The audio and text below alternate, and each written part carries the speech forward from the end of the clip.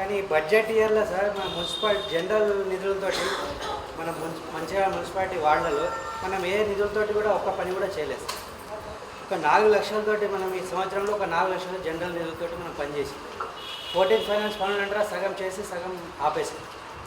మరి ఈ సంవత్సరం మొత్తం వృధాగానే పోయింది. మేమేమో 12 మీటింగ్లకు అటెండ్ అయినా, పబ్లిక్ ఏమో మనల్ని అడుగుతున్నారు మరి అభివృద్ధి చేస్తారా చేయాలా, టాయిలెట్స్ని అన్నీ కడుతున్నారు, అన్నిటికీ డబ్బులు కేటాయిస్తున్నారు. కానీ కౌన్సిలర్లు ఎక్కడైతే ప్రాతినిధ్యం వహిస్తున్నారో వాళ్ళు అడిగిన పనులు మాత్రం పెడతలేదు.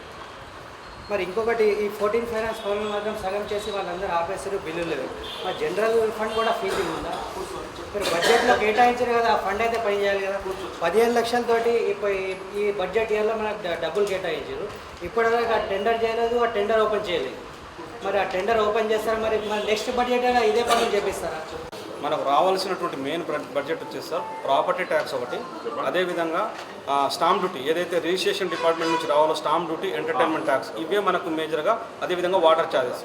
మనకు ఈ రోజుకి ఏప్రిల్ 1 నుంచి అంటే మనం ఫైనాన్షియల్ స్టార్ట్ చేసినప్పటి నుంచి మనము లాస్ట్ ఇయర్ ప్రొజెక్టెడ్ బడ్జెట్ పెట్టుకున్నాం కదా, అప్పుడు న్యూ ఇయర్ ఏదైతే ఏప్రిల్ 1 నుంచి స్టార్ట్ అయిందో ఆ రోజు నుంచి ఈ రోజు వరకు దగ్గర 2 కోట్ల రూపాయల మనకు స్టాంప్ డ్యూటీ, అదేవిధంగా 20 నుంచి 30 లక్షల రూపాయల వరకు మన ఇది ఎంటర్టైన్మెంట్ ట్యాక్స్, అదేవిధంగా 60-70 లక్షల రూపాయలు ఆన్లైన్లో డిపిఎంఎస్ కింద బిల్డింగ్ పర్మిషన్ ఆన్లైన్లో అయినప్పటి నుంచి ఈ 3 ఆల్ పుట్ టుగెదర్ సార్ దగ్గర 3 కోట్లు.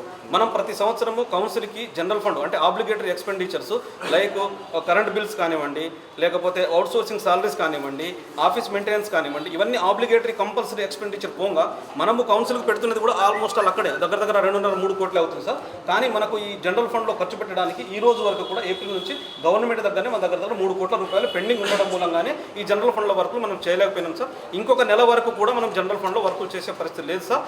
మార్చి 1st వీక్లో మనకు పేమెంట్ ఎలా కలెక్షన్ స్టార్ట్ అవుతుంది కాబట్టి మార్చి 1st వీక్ నుంచి వాళ్ళు కాంట్రాక్టర్స్ వర్కులు స్టార్ట్ చేస్తే ప్యారల్గా మనం పేమెంట్ ఇవ్వడానికి ఈజీ ఉంటుంది.